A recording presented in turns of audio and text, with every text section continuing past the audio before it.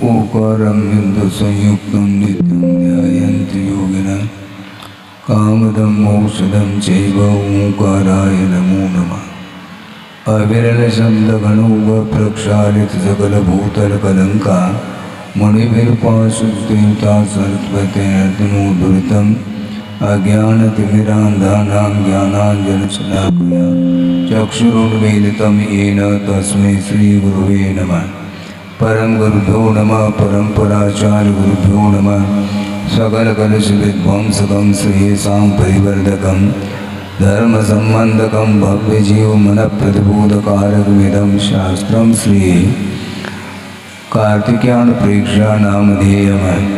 अस्य मूलग्रन्थकर्तार श्री सर्वज्ञदेवाः तदुत्तरग्रन्थकर्तार श्री गणधरदेवाः प्रतिगणधरदेवाः येषां वचोनुसारमासाद्य श्रीमद् आचार्य प्रवर श्री कार्तिकेय देवैर्विरचितं मंगलम भगवान वीरो मंगलम गौतमो वने मंगलम कुंदकुंदाध्यो जैन धर्मोस्तु मंगलम सर्वमंगलमांगल्यम सर्वकल्याणकारकं प्रधानं सर्वधर्माणां जैनं जयतुशासनं कोटिशतं द्वादशैव कोटो लक्षाणि श्रुतिस्त्रिकाणि चैव पंचाशदष्टो च सहस्रसंख्य मे तत्श्रुतं पंचपदं नमामि। अर्हन्त भास्यतं गणहरदेवे गन्तियं सम्मं प्रणमामि भक्तिजुक्तो सुनानमहो वहिं शिरसा इच्छामि बन्ते सुभक्ति कांसोकोदसालोचेम् अंगुवंग पैने पाउड़े प्रियम सुत प्रमाणो गई चूलिया देव सुतते द्विधम कायम सैंडविच कर मंचे में पूजे में वंदा में नमोसा में दुखको कमको भोगिलाओ सुवै गमनम समाय मरणम जिनगुण संपत्ति होद मध्यम अथ पौराणिक स्वाध्याय वेलायाम श्रीमदाचार्य भक्ति का योग सर्गम करोगे।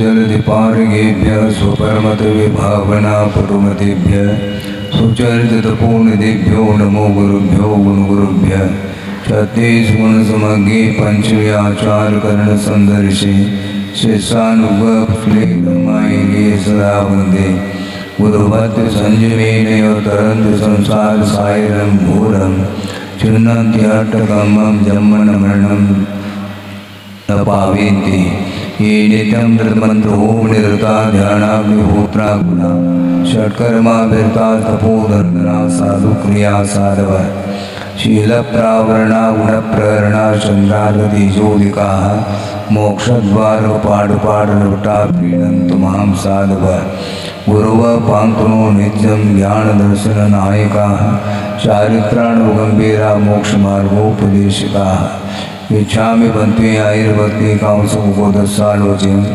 समनान समनत्न संयुक्तानं पंचम्याचाराणाम् आयुर्यानम् आयुरादिस्मराणुदेशानं वैध्यायानं तिरेणुगुणपालुयानं सौसानं सैनिष्करमचे मे पूजे मे वन्दामि नमंसामि दुःखको कमको भोगिलाओ सुवै गमनं समाय मरणं निर्गुण संपत्ति होदवज्यम् तिहोवर्णतिलयं देवं वन्दितातिहोर्निन्दपरिपूज्यं वोचम् अनुपेहावो भवीयजनानन्दजननीवो।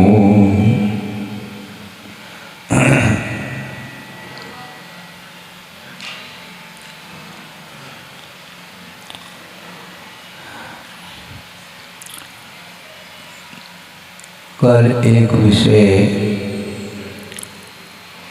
रखा गया था, उस विषय में शायद संभव है किसी को जिज्ञासा रह सकती है, उसको और विशेष रूप से रखने का प्रयास किया जा रहा है।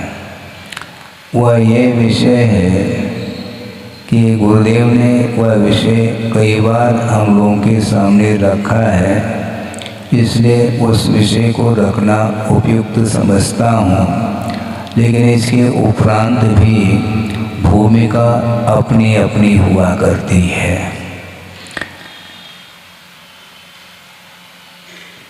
परिचय जय को लेकर के विषय आता है, क्योंकि संवर के कारणों में परिचय विजय को भी एक साधन के रूप में स्वीकारा है आगम ग्रंथों में। जिस प्रकार अणप्रेक्षाओं के माध्यम से संवर होता है, गुप्ति, समिति, धर्म, परिचय, विजय और चार, ये सारे संवर के साधनभूत सामग्री है, इनके माध्यम से संवर होता है। अब रही बात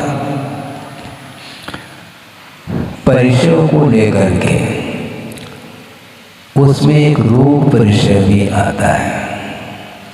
तो रोग परिचय के ऊपर विजय प्राप्त करने वाला जो साधक होता है, उसके माध्यम से वह कर्मों का संवर करता है और निद्रा भी उसके माध्यम से होती है। प्रश्न ये था, विषय ये था, गुरुदेव ने ये कहा था, ये बहुत सूक्ष्म विषय है जो कल रखा था। जिज्ञासा उठ सकती है कि रोग का प्रतिकार क्या संवर के लिए कारण हो सकता है? रोग का जो प्रतिकार है वह संवर के लिए कैसा कारण हो सकता है? क्योंकि परिचय के ऊपर विजय प्राप्त करने से संवर होता है, नहीं कि परिचय का प्रतिकार करने से। समझ लेना। हाँ, प्रतिकार करने से संवर कभी भी नहीं होता, क्योंकि संवर के लिए वह साधन माना है। परिचय के ऊपर विजय प्राप्त करने से आश्रव रुक जाता है, जिसको संवर बोलते हैं। इसलिए नमोकार मंत्र का आलम्बन लेकर के यदि वह रोग को ठीक करना चाहता है, तो गुरुदेव का कहना है कि वह परिचय से दूर हट रहा है। हाँ, वह परिचय से दूर हट रहा है, ऐसा उनका कहना था। क्योंकि पंच परमेष्टि की आराधना करिए आप। आराधना के पीछे आपका एम क्या है, उद्देश्य क्या है? तद्गुण लब्धये, ये उद्देश्य माना जाता है। इस उद्देश्य से यदि मान लो पंच परमेष्टि की आराधना आप कर रहे हैं, तो आपको रोग आएगा ही नहीं, ध्यान रखो। और आया भी है तो दूर हो सकता है, क्योंकि सही आराधना मानी जाती है। ये आराधना इसको बोलते हैं तद्गुण लब्धे। भगवान, मैं आपके चरणों में आया हूँ, आपकी मैं वंदना कर रहा हूँ, आपकी उपासना कर रहा हूँ। इसके पीछे मेरा एम क्या है, लक्ष्य यही है, तद्गुण लब्धे। भगवान, आपके जैसे मेरे भीतर जो गुण हैं उनको अभिव्यक्त करने के उद्देश्य को लेकर के मैं आपकी आराधना कर रहा हूँ। और मान लो पूर्व कर्म के उदय से यदि रोग आदि आ भी जाता है, तो रोग दूर करने के लिए औषधि का उपचार करो। औषध के माध्यम, क्योंकि 4 प्रकार के दान का भी उल्लेख है आगम में, तो औषध दान के माध्यम से वह रोग ठीक कर सकते हैं। किंतु नमोकार मंत्र का आलम्बन लेकर के रोग को ठीक करना उपयुक्त नहीं, क्योंकि पंच परमेष्टि का आलम्बन आप रोग को दूर करने के लिए आलम्बन ले लिया तो संवर तो नहीं हो पाएगा। एक बार की बात है, कह देता हूँ। ठंड की बात, बहुत पुरानी बात याद आ गया आपके पुण्य के उदय से। हटा की बात है, उस समय मैं क्षुल्लक था, 3-4 क्षुल्लक थे और स्वाध्याय गुरुदेव करा रहे थे और स्वाध्याय कर लिया, हो गया। इसके बाद ईर्जापत जो प्रतिक्रमण होता है आहार के पश्चात, उस समय गुरुदेव छत पर बैठे थे और हम लोग भी गए और आहार ठीक हो गया, ये सब बोल दिया, वंदना वगैरह की। उसके बाद प्रतिक्रमण चालू हो गया। उसमें कि धूप कुछ उस दिन तेज लग रही थी, तो एक क्षुल्लक जी ने अपने पीछे को यूं कर दिया है। तो गुरुदेव ने कहा क्या हो गया, ये क्या, ये कौन सा उपकरण है, संयमोपकरण है क्या, कुछ और कौन सा उपकरण है, मैं बताओ। ये संयमोपकरण है, ये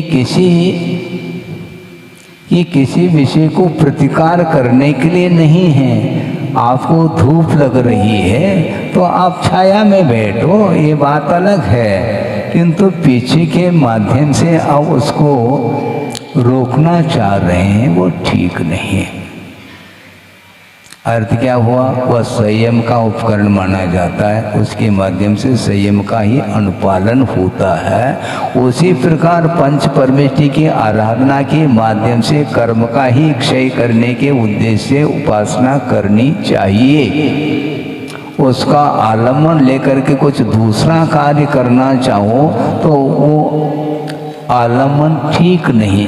आप व्यवसाय के समय पर व्यवसाय करिए, किंतु आप एक छत्र लगा रहे हैं, उद्देश्य हमारा दुकान, हमारा मकान, हमारा परिवार फला फूला रहे, इसलिए एक छत्र आपने लगाया। इसके माध्यम से क्या होगा, कर्मों की निर्जरा होगी, जबकि पुरुषार्थ कहा है, अर्थ पुरुषार्थ करिए, व्यवसाय के समय पर व्यवसाय करिए, किंतु व्यवसाय भगवान को नहीं बनाना, व्यवसाय के लिए आलम्बन के रूप में नहीं। भगवान की आराधना प्योर आराधना मानी जाती है। हमें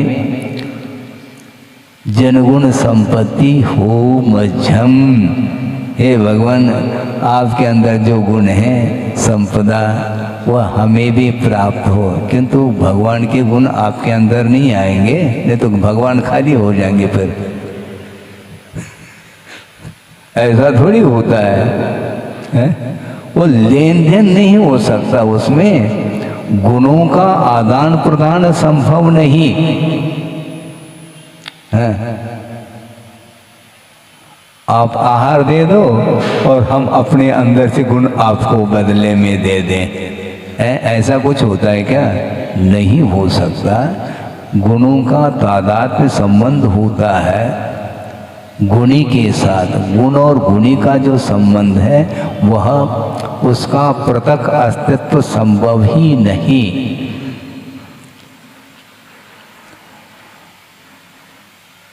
आपने वस्त्र खरीदा, कौन सा? सफेद। हम कहना चाहते हैं केवल सफेद को खरीदना, वस्त्र नहीं खरीदना। ऐसा संभव है? क्योंकि वह गुण है, कलर उस पदार्थ से पृथक नहीं हो सकता। वह रंग, वो जो गुण है, वो जो पर्याय है, वह द्रव्य से पृथक नहीं हो सकता। उसी प्रकार जिनेंद्र भगवान के अंदर जो गुण हैं वो सारे सारे गुण किसी को दिए नहीं जा सकते हैं, देने योग्य वस्तु है नहीं।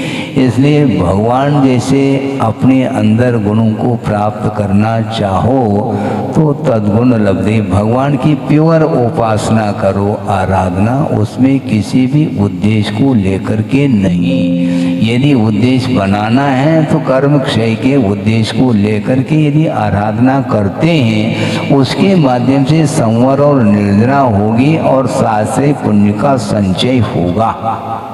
शास्त्रीय पुण्य के संचय के उद्देश्य को लेकर के भी आराधना नहीं की जाती है, क्योंकि ये मांग कहलाई है। मांग के साथ नहीं, कोई शर्त नहीं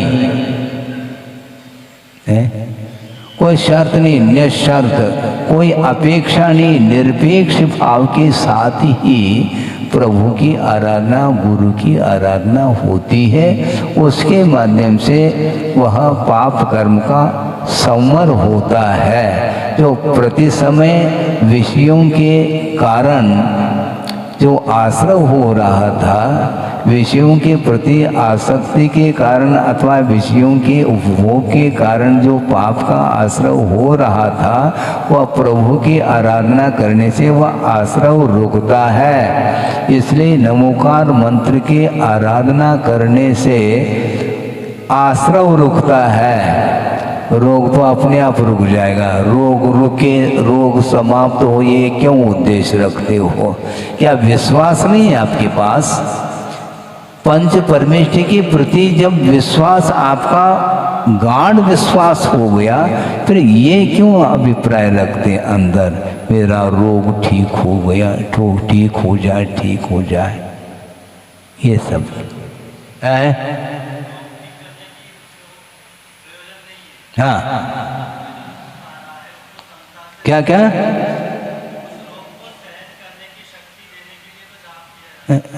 शक्ति क्या है उसको?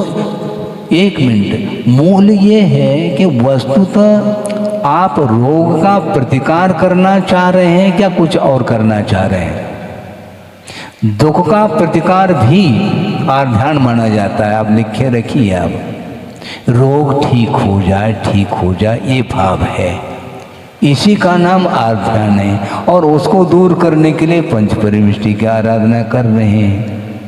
आप पंच परमेष्ठि की आराधना प्योर करिएगा और बाद में यदि मान लो उपचार के दृष्टि से औषधोपचार कर लो, इसमें कोई बाधा थोड़ी है। एक बहुत अच्छा विषय दे रहा हूँ, वो भले अपनी भूमिका में हो अथवा ना हो, यह अलग विषय है। विषय ये दे रहा हूँ मैं, बहुत सारी रिद्धियाँ होती हैं जो कि तप की विशुद्धि के कारण ही रिद्धियाँ प्राप्त होती हैं। उसमें एक औषध रिद्धि, अब सोचना, एक मुनि महाराज है और तीव्र कर्म के, असाता कर्म के उदय से भयानक रोग हुआ है और वो साधना में इतने लीन हो गए, रत्नत्रय की निर्दोष चर्या पालन करने के लिए वो कटिबद्ध है और निर्दोष रत्नत्रय की आराधना के माध्यम से उनको औषध रिद्धि प्राप्त हो गई। सुन रहे हैं आप? अब औषध रिद्धि प्राप्त हो गई तो डॉक्टर के पास जाने की आवश्यकता थोड़ी।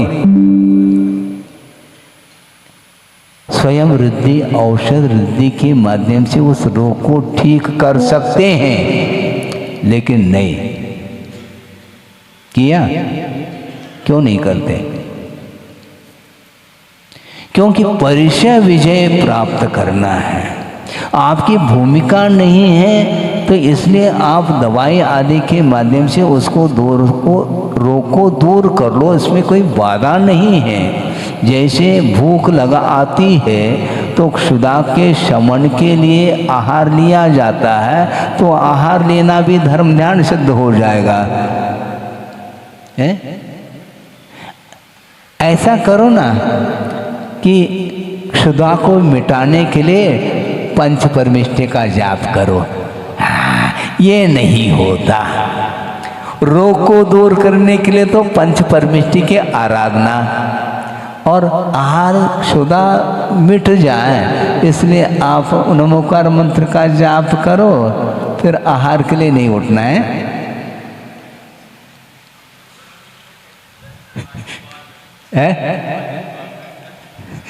यही तो समस्या है। मतलब हम अवसरवादी है, रोग को दूर करना है, नमोकार मंत्र का जाप कर लो। नमोकार मंत्र का जाप करना है फिर औषध का प्रयोग नहीं करना है। ये कोई काम करो, या तो औषध ले लो। इसलिए 4 प्रकार के दान का प्रावधान आगम में आया है, प्रावधान किया है। समय पर आहार, समय पर औषधि का पान, ये सब कर सकते हैं, कोई बाधा नहीं। हाँ, जबकि दूसरे के लिए अवसर देव ना आप नमोकार मंत्र का आलम्बन ले करके आप रोग को दूर करने की अपेक्षा से जो सामने जो खड़ा है वैयावृत्ति के लिए, उसके लिए अवसर दे दो, वो आपको दवाई दे करके रोग को ठीक कर देगा। वस्तुतः यही होना चाहिए, क्योंकि प्रतिकार का भाव मन में आता है तो वह परिचय विजय नहीं माना जाता है।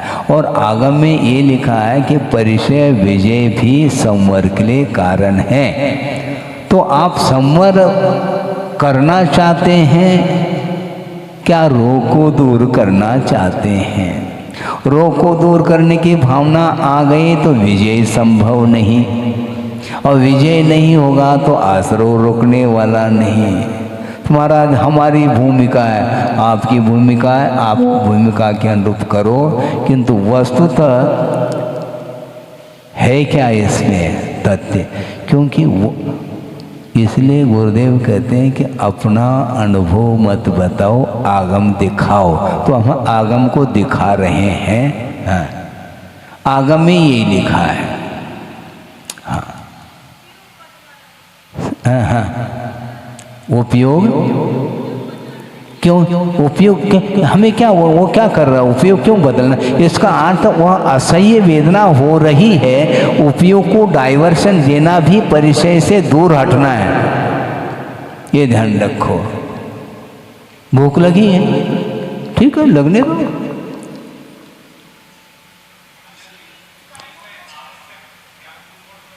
हाँ, बहुत बढ़िया।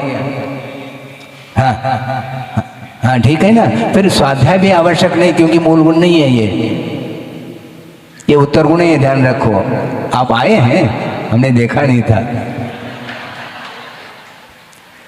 वो मूल गुण नहीं, वो कंपलसरी नहीं। तो स्वाध्याय कंपलसरी है क्या? बल्कि आचार्यों ने श्रवण के लिए स्वाध्याय को कंपलसरी नहीं रखा। 28 मूल गुण के अंतर्गत 6 आवश्यकों का उल्लेख किया। उन 6 आवश्यकों में स्वाध्याय को गर्भित नहीं किया। गिन लो आवश्यक कौन कौन से होते हैं। हाँ,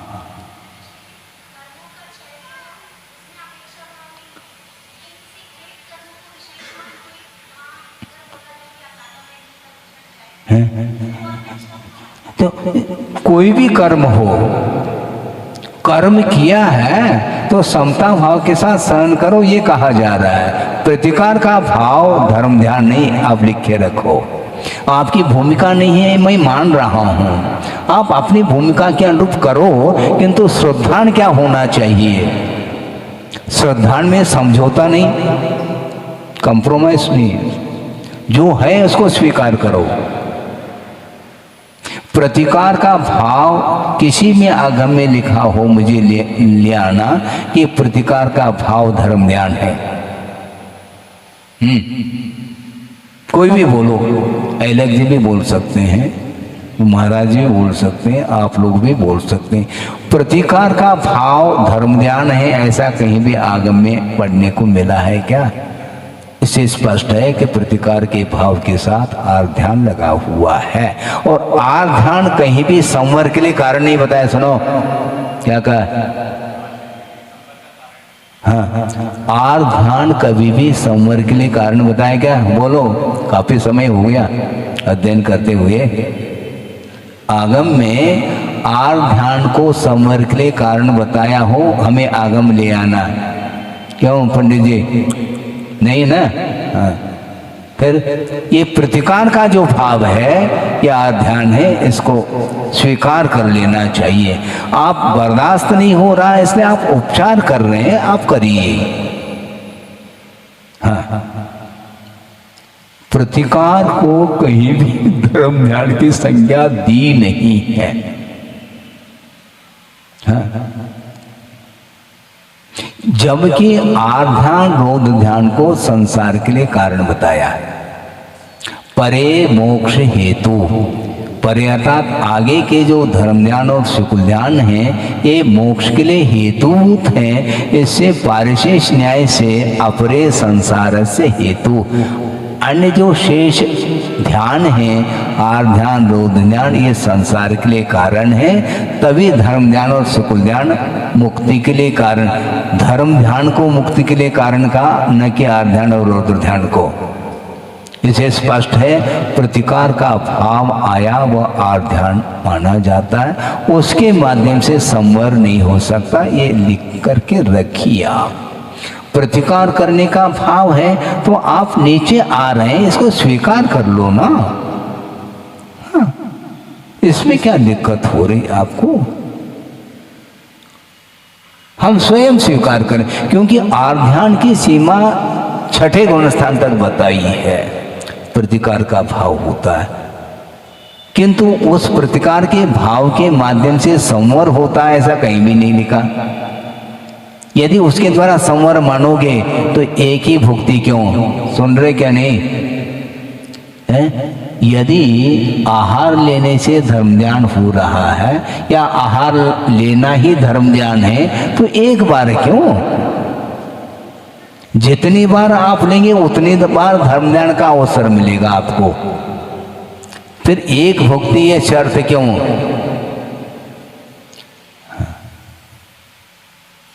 इसलिए प्रतिकार और ध्यान। हाँ, किसका प्रतिकार? दुख का प्रतिकार और ध्यान, और दुख को सहन करना संवर के लिए कारण परिचय विजय, और मजबूत हो रहा है ये विषय। हमें तो मजबूत है, आप लोगों को मजबूत। आप श्रद्धान का विषय तो कम से कम बनाओ। ये तो श्रद्धान भी यदि मान लो कमी रहेगी तो फिर आपके कदम फिर बढ़ नहीं पाएंगे चारित्र की ओर।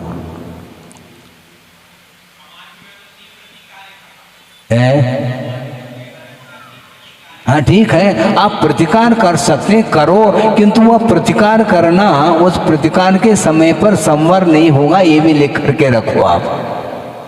हाँ, एक बहुत अच्छा विषय दे रहा हूं, धर्म ध्यान के लिए आहार लेना, और आहार लेना ही धर्म ध्यान कहना गलत बात। धर्म ध्यान के लिए हम आहार ले रहे हैं इतना क्षम्य है, किंतु आकर के प्रतिक्रमण क्यों करता है श्रवण? जब आहार लेने से धर्म ध्यान ही हो रहा है तो धर्म ध्यान करके आया हो, फिर प्रायश्चित ले लो, प्रतिक्रमण कर लो, ये सब क्या मामला है?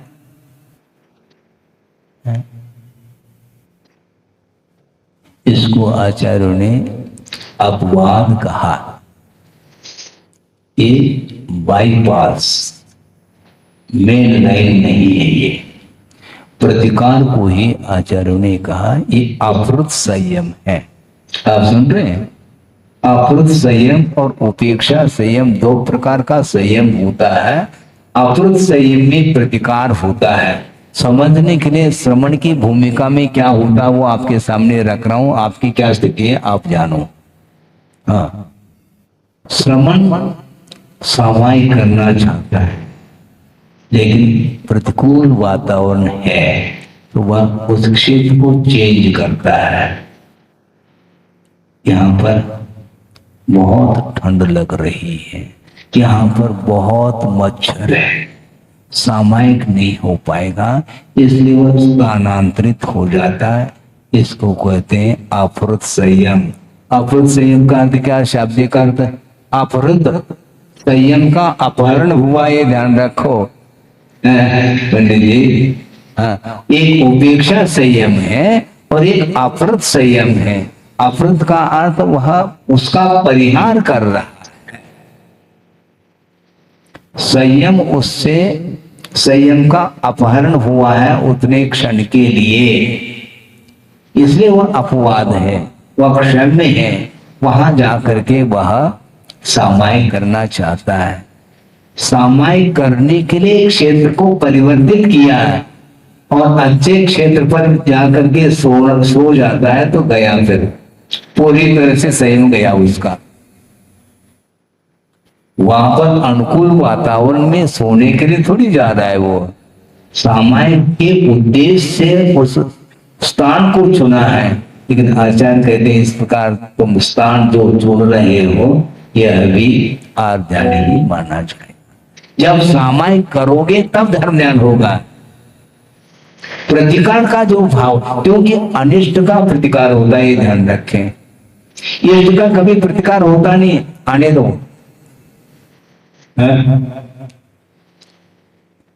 इष्ट का कभी प्रतिकार होता है क्या? अनिष्ट का प्रतिकार। भोजन में सामग्री इष्ट नहीं है तो उसका प्रतिकार, और इष्ट है तो उसका ग्रहण। ये दोनों ध्यान है इधर। इष्ट का ग्रहण और ध्यान, अनिष्ट का प्रतिकार और ध्यान, इन दोनों से ऊपर उठना धर्म ध्यान। आपकी भूमिका आप जानो। श्रवण के लिए कहा जा रहा है, मतलब श्रवण भी ध्यान की भूमिका में आता है और श्रावक तो उसकी बात ही नहीं है। हाँ, तो इसीलिए नमोकार मंत्र के आराधना के माध्यम से वह जनगुण संपत्ति के लिए करता है, वह धर्म ध्यान के लिए वह कारण। यदि नमोकार मंत्र ये जो साधन है ये धर्म ध्यान का साधन है, न कि ध्यान का साधन है। इसके द्वारा प्रतिकार संभव नहीं, न इसके द्वारा कोई ग्रहण भाव है। केवल जनगुण संपत्ति और कोई संपत्ति नहीं, वह विपत्ति के लिए कारण है। ध्यान रखना। आ रहा है क्या नहीं समझ में? अब तो क्लियर आ रहा है।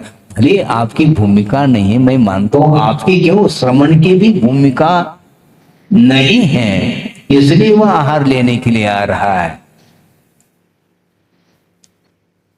और जो मान लो 1 महीने तक उपवास करके बैठे हैं तो उनके लिए, उनकी जो निर्जरा, उनके लिए जो संवर हो रहा है वह प्रतिदिन जो उठ रहा है उसके लिए संभव है क्या? आहार लेना धर्म ध्यान है तो करो ना।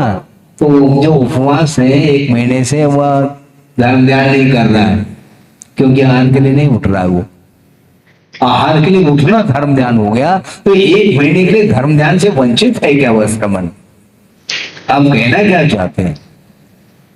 ऐसा नहीं। प्रतिकार का भाव जो आया है वह अनिष्ट का प्रतिकार होता है, क्षुधा सह्य नहीं है।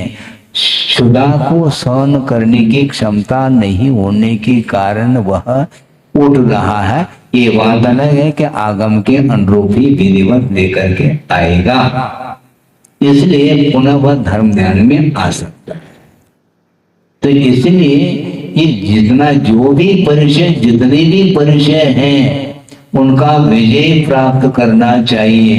दूसरी बात, कुछ शारीरिक परिचय होते हैं, क्या समझ रहे हैं? कुछ शारीरिक परिचय होते हैं, कुछ मानसिक होते हैं।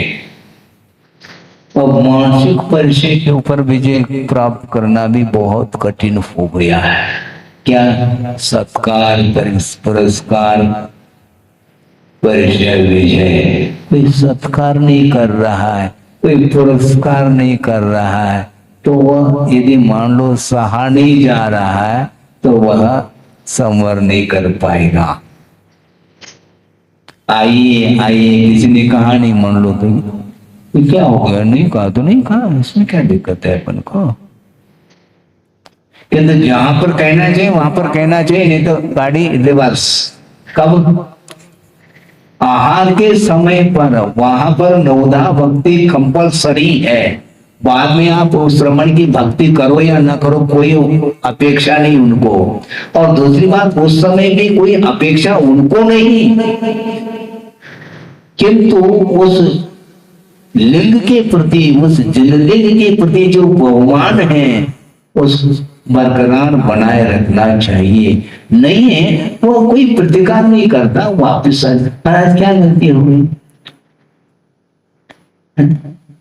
क्या गलती हो गई, याद कर लो गलती क्या हुआ।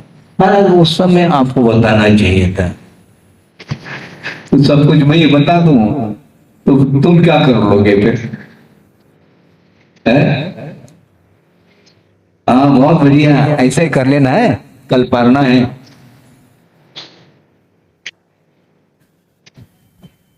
क्षमा की मूर्ति, क्षमा सागर, अब क्षमा के सागर। हाँ बहुत बढ़िया। ऐसा संभव नहीं है। बाद में भले ही बताना यह अलग वस्तु, उस समय हम बोल नहीं सकते। फिर भी कभी कभी ये देखते हैं, मान लो अवसर इस प्रकार के आते हैं, प्रसंग सुना रहा हूं, प्रणाम करके दाता चौके में ले गया। वहां पर जाने के उपरांत उनने उच्चासन ग्रहण करिए ये बोल दिया, बैठ गए। अब सीधा पूजन सामग्री लिया करके पूजन प्रारंभ कर लिया। अब मन में आ गया अब व्यवधान होने वाला है, क्योंकि पाद प्रक्षालन होना चाहिए था। अब भूल गया, हमने सोचा भूलने दो इसको, बाद में भी याद आ जाए तो संभव है। पूजन कर लिए, फिर बाद में थाली लिया है और उसके पहले मन शुद्धि, वचन शुद्धि, काय शुद्धि, आहार जल शुद्ध है। उसके बाद में मान लो अंजलि नहीं छोड़ा, क्योंकि याद आ जाए उसका भाग्य क्या है देख तो ले।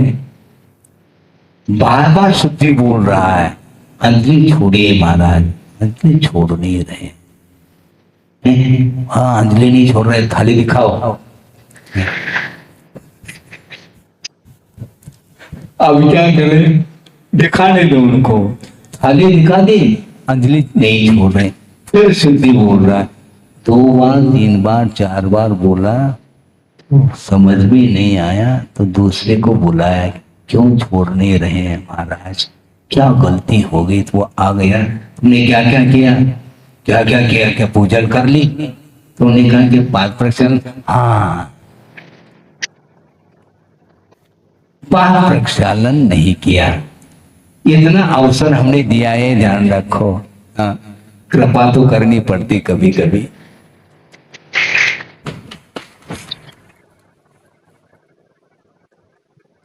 ये है स्थिति। होने दो, कोई बात नहीं, अच्छी सामग्री बनी है। और पूरी थाली दिखा दी। अब गाड़ी रिवर्स करना ठीक नहीं, करके आऊं तो अच्छा, बाद में हम एक क्लास दे लेंगे, ऐसा नहीं हो सकता। इसलिए आचार्य कहते निरीह वृत्ति होती है साधक की, वहां पर मिले अथवा न मिले इससे कोई प्रयोजन नहीं, किंतु विधि वैदिक मान लो कमी है, उसको हम स्वीकार नहीं करेंगे। हाँ बाद में यहाँ आने के उपरांत मान लो वो समय पर आ नहीं रहा, समय पर वह आकर के वैसे ही बैठ गया, मान लो नमोस्तु तक नहीं किया, हमें कोई प्रयोजन नहीं है, वो समय प्रयोजन है। तो इसीलिए वस्तुतः ये जितने भी विषय हैं इसको अपर संयम बोला है। क्षेत्र से क्षेत्रांतर क्योंकि वह क्षेत्र उसके लिए प्रशस्त महसूस नहीं हो रहा। इसका अर्थ प्रशस्त और अप्रशस्त का भेद उसके अंदर है, इसलिए धर्म ध्यान नहीं हो सकता उतने काल में। और यहां से दूसरी जगह पहुंच गए मच्छर के कारण, वहां यहां से मच्छर वहां उड़ करके आ गए। अब क्या करेंगे? दिन भर ऐसे कर ले तो सामायिक समाप्त हो जाएगा, सामायिक का काल। रात में ऐसा हो रहा है मान लो, तो क्या करेंगे? इसीलिए ये सहा नहीं जा रहा है, ये मैं मानता हूं, किंतु इसमें कमी तो है, मूल गुण नहीं है। आपने कहा था ठीक है, आप संवर करना चाहो क्या? नहीं, संवर यदि करना चाहते हैं अत्यधिक मात्रा में तो परिचय सहन करिए, ये उत्तर गुण माने जाते हैं। अब मान लो पहले 3 बार भोजन करते थे, अब एक ही बार भोजन मिल रहा है, और वो भी मन के अनुरूप मिले ना मिले कुछ भी नहीं, पर्याप्त मिले ना मिले। एक बार भोजन करके आ गया, गर्मी के दिन है, आते आते पानी सूख गया, लो लपट चल रही है, 1 किलोमीटर जाकर के आने में वह आते आते पानी समाप्त। अब क्या करेंगे? परेशान सहन करो। अब तो मूल गुण है ना महाराज, मूल गुण है क्या? 24 घंटे के बिना नहीं, ये मूल गुण है, बीच में नहीं मिलेगा। बीच में क्या मिलेगा? 24 घंटे के बीच में क्या मिलेगा? वो परिचय मिलेगा, उसको सहन करो।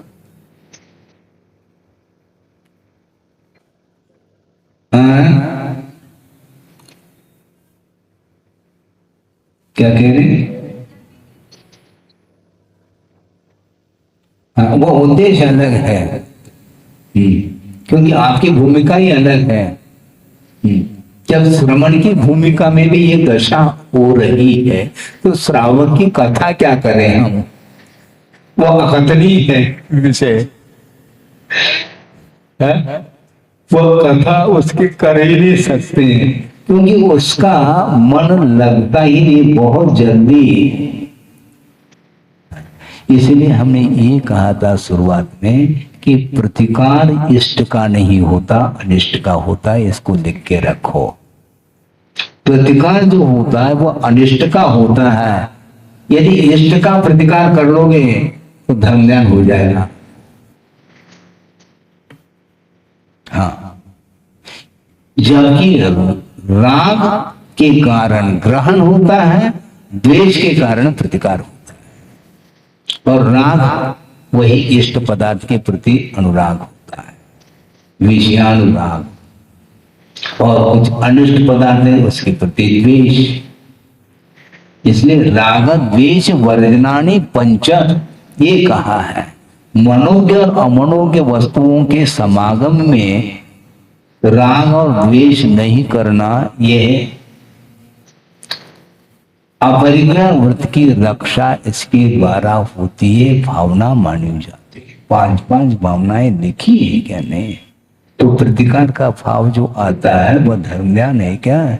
नहीं। इसलिए आप प्रतिकार करना हो तो प्रतिकार के लिए जो साधन है उन साधनों के माध्यम से प्रतिकार करो, न कि पंच परमिष्टि के आलम्बन से। ये कहा जा रहा है क्योंकि पंच परमिष्टि के आराधना के माध्यम से आश्रव नहीं होता, संवर और निर्जरा। संवर और निर्जरा के लिए कारण है पंच परमिष्टि धर्म ध्यान की सामग्री है क्या? ध्यान की, धर्म ध्यान की। इस धर्म ध्यान की सामग्री को सुरक्षित रखो। और ध्यान की सामग्री नहीं हो तो पीछे यूं जो रखी थी चिलक जी ने, गुरुदेव ने कहा ये क्या किया तुमने? इसलिए दिया क्या? संयमोपकरण के लिए दिया है। आपको छाया में बैठना तो छाया में बैठो ना, इस उपकरण को, संयम उपकरण को प्रतिकार के लिए क्यों कर रहे हो तुम? प्राणी संयम इसके द्वारा होता है, और इंद्रिय संयम उसको सहन करना हो तो सहन करो, नहीं है तो छाया में बैठो। ये कहा था, अभी भी मुझे याद है 40-45 साल पूर्व की बात है, सन 76-77 में, जब क्षुल्लक अवस्था में था, ऐलक भी नहीं बना था, हटा की बात है। छत पर बैठे थे आचार्य महाराज और हम लोगों को पढ़ा रहे थे।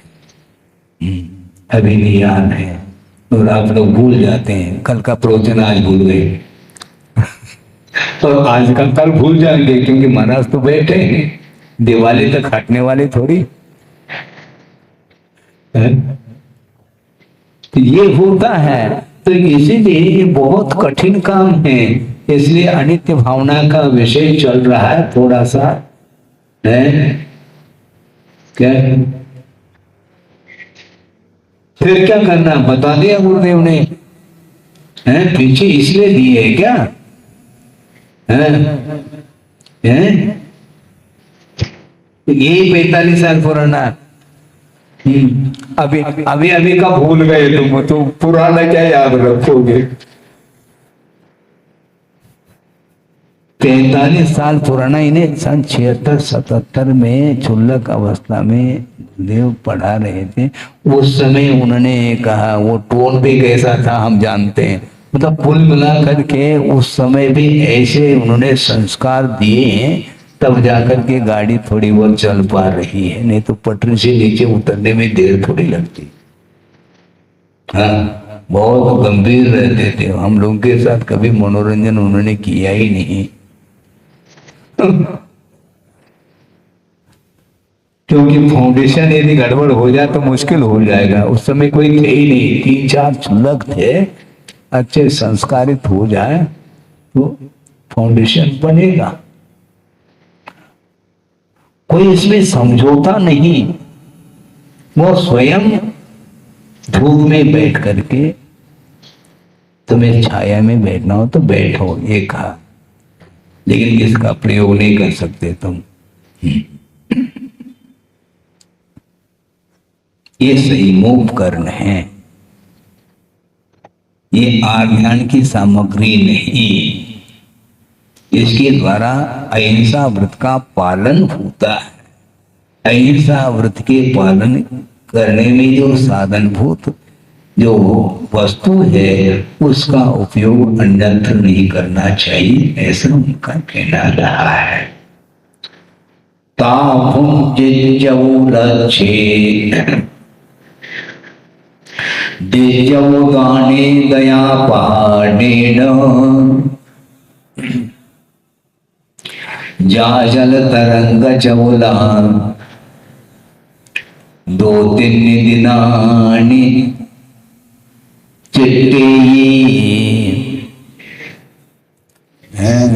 ये लक्ष्मी जो है 2-3 दिन के लिए ठहरती है, टिकने वाली नहीं है। जाजल तरंग चवला, जो वह लक्ष्मी जल की तरंग के समान चंचल है, इसलिए दान करो, ये विसार है। क्यों? हम तो अपनी बात इसमें से लेंगे और क्या। आप अपने प्रयोजन को सिद्ध करते हो, हम अपने प्रयोजन को सिद्ध करने के लिए गाता ये है, क्योंकि जिसके पास लक्ष्मी नहीं है वो क्या देगा, और आपके पास लक्ष्मी लक्ष्मी है, लक्ष्मी भंडार। बिल्कुल, लक्ष्मी भंडार जबलपुर फेमस है वो।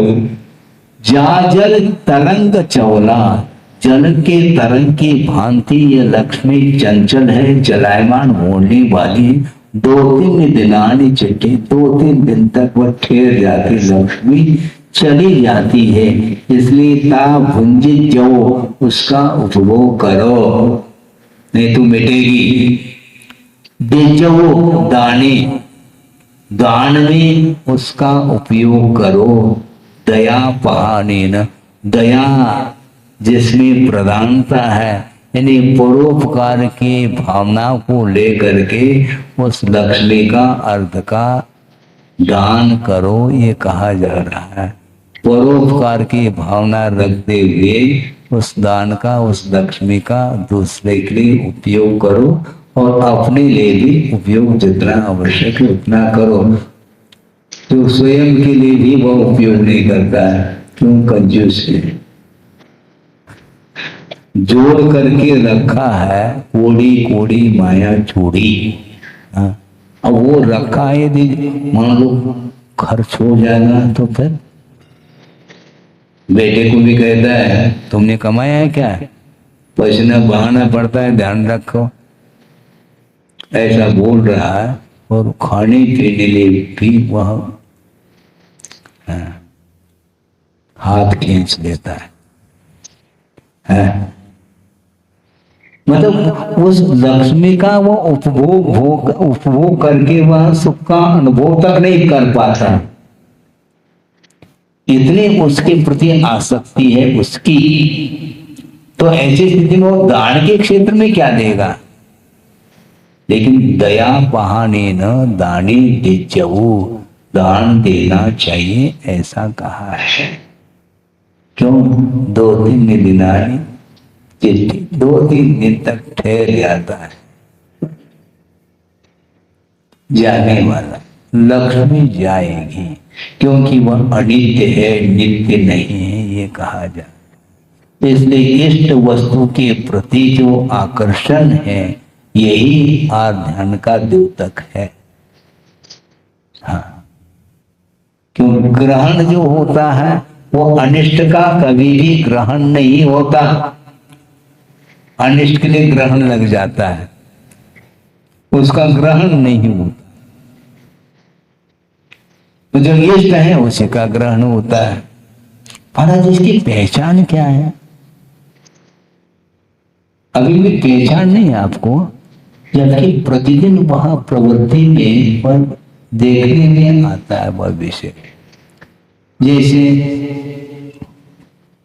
पौष के महीने में, सुन रहे हैं आप, पौष के महीने में आपको क्या सुहाती है? धूप। धूप में जाकर के बैठते। और जेठ के महीने में छाया सुहाती है, छाया में बैठते। ये दोनों आरती, क्योंकि इष्ट पौष के महीने में धूप इष्ट है, धूप में बैठ जाते, शिवलिंग के सामने बैठ जाते, आँच लेते हैं, अग्नि ठंड के निवारण के लिए। और सर्दी किसी को इष्ट नहीं उस समय, जो इष्ट है उसका सहारा लेता है, जो अनिष्ट है उसका प्रतिकार करता है। ये दोनों ध्यान है, इन दोनों से ऊपर उठने का नाम धर्म ध्यान है। महाराज हमारा कब अवसर आएगा धर्म ध्यान करने का? वही आवृत्ति करो, खुद की नहीं, खुद की वैयावती करोगे तो कभी भी तीर्थंकर प्रकृति का बंद नहीं होगा, ये ध्यान रखो। दूसरे की करो, जो पात्र है उनकी करो वैयावृत्ति। और आपको उसको ध्यान दिलाना चाहता हूं, ले जाना चाहता हूं, आपका ध्यान आकर्षित करना चाहता हूं कि कितना सूक्ष्म विषय है। गुरुदेव ने भी वैयावृत्ति की है। हाँ, कैसे महाराज? किसकी? किसकी?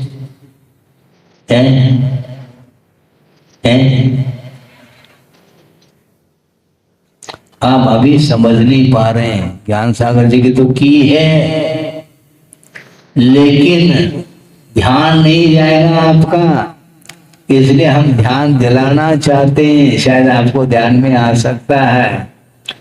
10 प्रकार के, सुनो अब, 10 प्रकार के वैयावृत्ति के पात्र हैं। उसमें आचार्य, उपाध्याय, शिष्य, ग्लान, गण, कुल, संग, साधु और मनोज्ञ। मनोज्ञ की भी वैयावृत्ति होती है। मनोज्ञ किसको बोलते हैं महाराज? दीक्षा अभिमुख मनोज्ञ। जो दीक्षा के अभिमुख है वह मनोज्ञ है, उसकी वैयावृत्ति गुरुदेव करते हैं। ध्यान रखो, समझ क्या रहे हैं आप? क्योंकि जो दीक्षा लेना चाहता है उसमें कुछ कठिनाई आ रही है तो उसको दूर करने का नाम भी वैयावृत्ति है। ये ध्यान रखो, केवल हाथ पैर दबा लिया वैयावृत्ति हो गई। हाँ, विपत्ति से दूर उसको करना ये वैयावृत्ति है। धर्म की ओर आकर्षित करना ये वैयावृत्ति नहीं है क्या? आप समझ क्या नहीं आप? है? आप तो तेल लगाओगे, ठीक है, हम तेल तो नहीं लगा पाएंगे किसी को। दो आंख निकल रहे, ये बहुत तेल लगा रहा है? क्या क्या क्या बोलते हैं उसको? खुशामद जिसको बोलते हैं, है?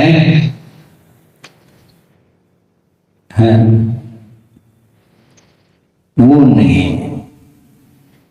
आप लोगों के मुख से कई बार सुना है, याद है, इसलिए बोलने में कोई बात तो नहीं है। मक्खन पालिश बोलते हैं आप। बहुत विचित्र, हमने इधर आकर के सुना, हमने क्या अर्थ इसका? मक्खन पालिश का अर्थ क्या होता है? ये मतलब खुशामद जिसको दूसरे को पठाना है, ये वैयावृत्ति नहीं मानी जाती। किंतु धर्म की ओर उसको सम्मुख करना, अग्रसर कराना, यह वस्तुतः वैयावृत्ति मानी जाती है। जो उन्माद पर चल रहा है उसको सन्मार्ग का उपदेश देना बहुत बड़ी वैयावृत्ति मानी जाती है, क्योंकि वह उन्माद से दूर होकर के सन्मार्ग की ओर आ रहा है। ये सबसे बड़ी वैयावृत्ति है, क्योंकि पाप से बचाना यह वैयावृत्ति नहीं है क्या? लेकिन वैयावृत्ति की जो परिभाषा जो बनाई जा रही है बहुत स्थूल परिभाषा मानी जा रही है। तो गुरुदेव ने मनोज्ञ की वैयावृत्ति की है।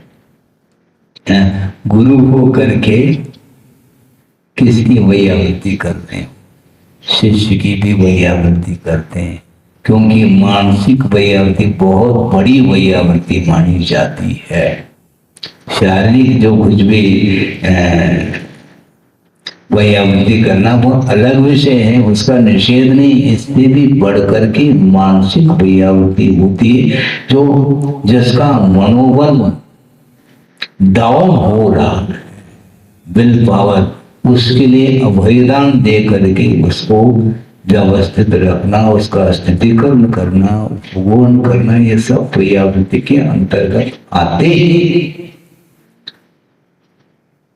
तो इसीलिए हम ये कहना चाह रहे हैं कि परोपकार की भावना के साथ दान देना चाहिए, क्योंकि इस प्रकार, क्योंकि वस्तु के स्वरूप को हम समझेंगे तभी इस प्रकार जो है हमारा उपयोग उस ओर जाएगा और आश्रव रुक सकता है। क्योंकि यह भी संवर्ग के कारण, क्योंकि अनित्य अनुप्रेक्षा का विषय चल रहा है, इसके माध्यम से आश्रव का निरोध होता है। ऐसा करना है। बहुत कुछ विषय और भी रह सकता है, किंतु समय हो रहा है। मैं इतना ही कहना चाहता हूँ, यह जो धन के प्रति जो लालसा है उसको कम करिए और उसको धार्मिक क्षेत्र में उसका उपयोग यदि करते हैं तो धर्म ध्यान करने के लिए एक महान जनालय का निर्माण करने आप जा रहे हैं। हाँ, बहुत सारे लोगों की वैयावृत्ति आपके थ्रू हो रही है, ध्यान रखो। क्योंकि भविष्य में जो भी आएंगे भव्य जीव और इस जिनालय का दर्शन करेंगे तो उनका आश्रय भी रुकने वाला है आपके माध्यम से। रुकता क्या नहीं, क्योंकि धर्म ध्यान के लिए एक साधन है। जलालय चैत्य और चैत्यालय उसका निर्माण कर रहे हैं, ये तीर्थ का निर्माण किया जा रहा है। इसके आलम्बन से संसार का विच्छेद होता है। इस प्रकार के महान कार्य आपके द्वारा हो रहा है, इसके माध्यम से आश्रय रुके बिना रह नहीं सकता। संवर ही संवर, आपकी भूमिका में ये संवर है। हमारी भूमिका अलग है, आपकी भूमिका अलग है। हम बना नहीं सकते हैं, जो बना रहा है उसके लिए आशीर्वाद दिया जा सकता है, उसका समर्थन किया जा सकता है, उसके लिए प्रोत्साहित किया जा सकता है। उसको प्रोत्साहित करने के लिए हमें 1 घंटा भी देना पड़े, हमें कोई बाधा नहीं है। 1 घंटा क्यों, कभी भी आ जाओ, हम बैठे हैं। क्योंकि दुकानदार सोता नहीं है, ध्यान रखो। दुकानदार यदि सोएगा तो ग्राहक लौट जाएगा, इसलिए ग्राहक को लौटाना ही नहीं चाहते। एक ग्राहक आ गया तो उसको और ज्यादा मोटिवेट करते हैं ताकि बाहर प्रचार करे वो इस दुकान का, ताकि सारे जितने भी मोहल्ले के ग्राहक हैं वो सारे सभा भवन में आ जाए।